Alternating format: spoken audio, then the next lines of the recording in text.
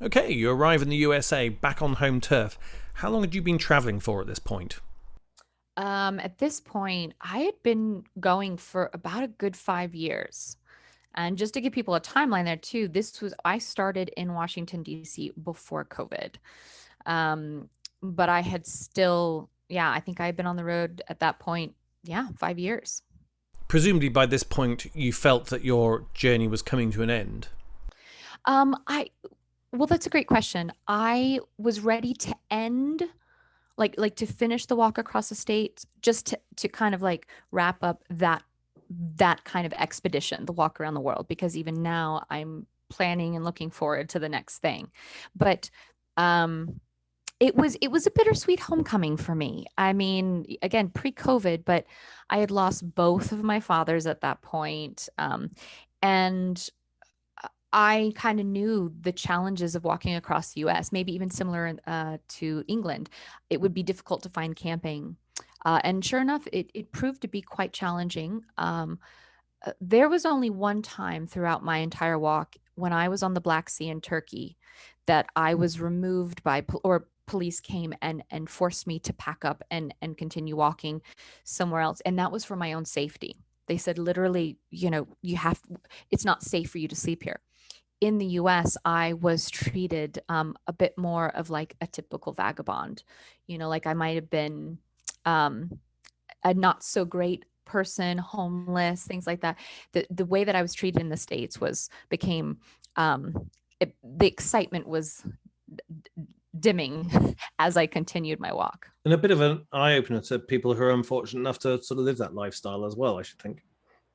Yeah, I mean, look, one of the things about what I did was I knew people would look at me through their own filter, right? And so, uh, like if we come back to the story of the women in Turkey just lavishing me with fruit, of course, being a woman walking alone, there would be times where, like in Turkey, as well, even though I was completely covered, it was obvious I was, not a local. And I'm sure, some of the older generations to have men, it's like, what is this woman doing? Mm-hmm. Walking and pushing this cart. So in the States, what I found, I think, really was that it was easier for people to compartmentalize me as maybe someone who was a street beggar or something. I found people avoiding looking at me because they maybe feared I was going to be asking for money or something like that.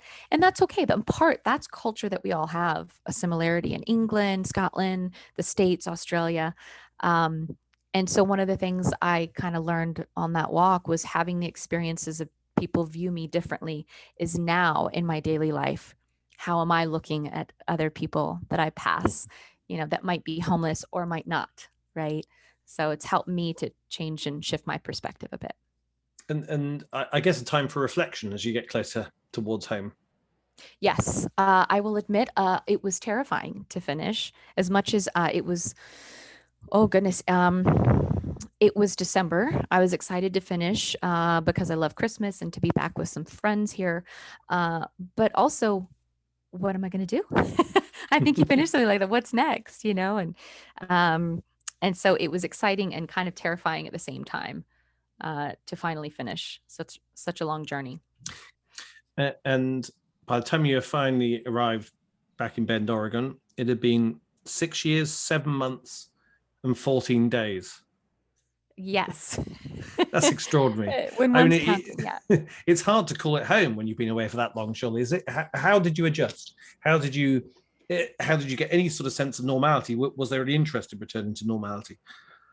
Yeah, I mean, I didn't think that I would, but as many people have experienced, this was in the time of COVID. In terms of I couldn't really travel any places. The world was still pretty much in lockdown. Even, Oregon itself, like you couldn't go out to a restaurant at the time. So I was kind of forced into a normalcy and staying put when I didn't think I would. Um, and I will now that it's been a year and a half, it's been challenging, but I feel like I've given it a really good run. I bought a car so that I could get around town. I've had to work so I can, take care of myself and make some money and basically save up for the next little adventure, which is a secret for now, but it will consider some of the countries that I haven't walked through and potentially parts of Europe again. because I don't know if I could ever go back to just normal. Well, that seems like a good place to end the discussion. Angela, thank you so much for sharing your experiences with everyone. Thank you very much. Thank you. Thank you. I'm honored to be a part of it.